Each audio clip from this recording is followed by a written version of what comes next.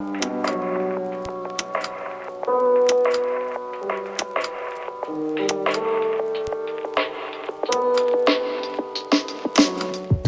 movie or series lit your fuse and made you have to tell stories on screen? I grew up in a big family in a very small town, but there was one theater, and my mom would pack us all up and take us to the movies every weekend. And I remember distinctly the movie Benji was the first film where I cried in the theater, and I was young. I had to have been 7 or 8 years old.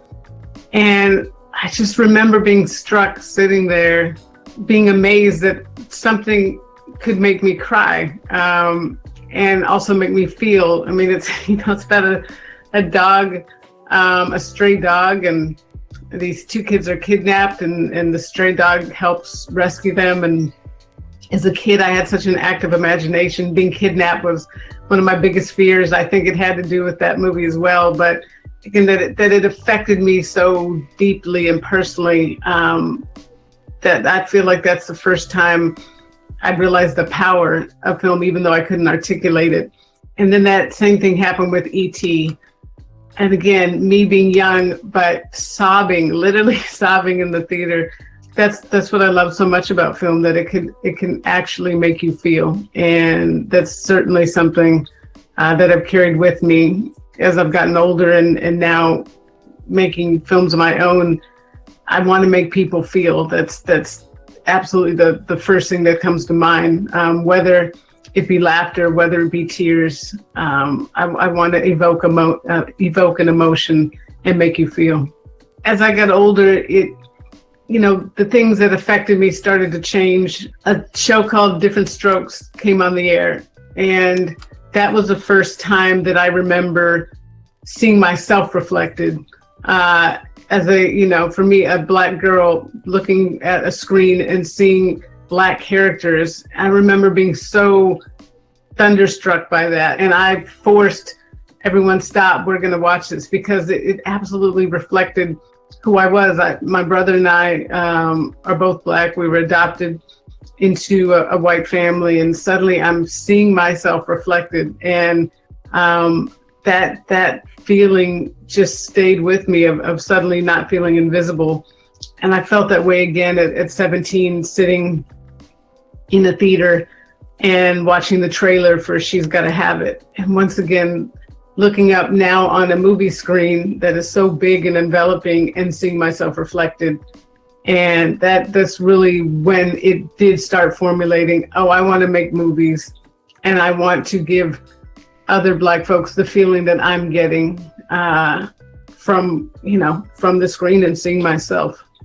On your way up, what movie or series did you watch that was so good it made you question if you could ever rise to that level? But I remember seeing The Graduate and being so struck by that film.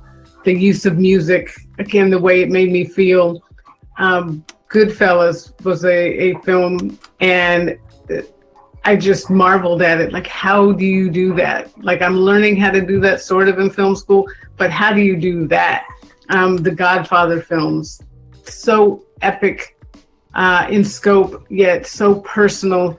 Out of Sight was another, such a beautiful love story, and so creatively told. I like to be jealous creatively, because it inspires me. Writing is so hard, but when I see great work, when I see something that makes me think, damn, I can't do that, or damn, I really wish I could do that, it forces me to sit down. That competitive nature that I have, it inspires me to sit down and write and try and aspire to that.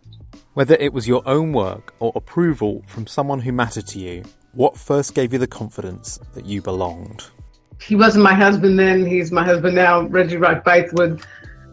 When I got my first job in the industry, it was at Quincy Jones Entertainment, and everyone there was buzzing about this new playwright, this new writer that was coming to Hollywood, named Reggie. And I remember reading one of his spec scripts, thinking, God, this guy's really good. And we ended up meeting when I got hired on A Different World as my first writing job, and Reggie got hired a week later as his first writing job.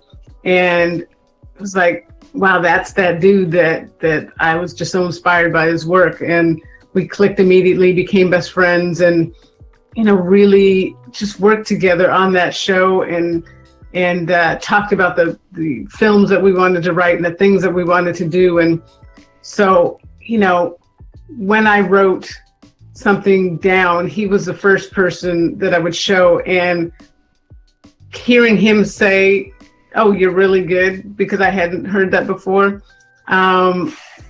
That was everything, because he's the writer I respect more than anybody, and that has continued. Anytime I write something or have an idea, he's the first person that I go to, and I'm lucky, absolutely lucky, to have somebody like that in my corner, both personally and creatively. It's been pretty much a gift. What was the biggest obstacle you overcame that allowed you to turn the projects that influenced you into your own language?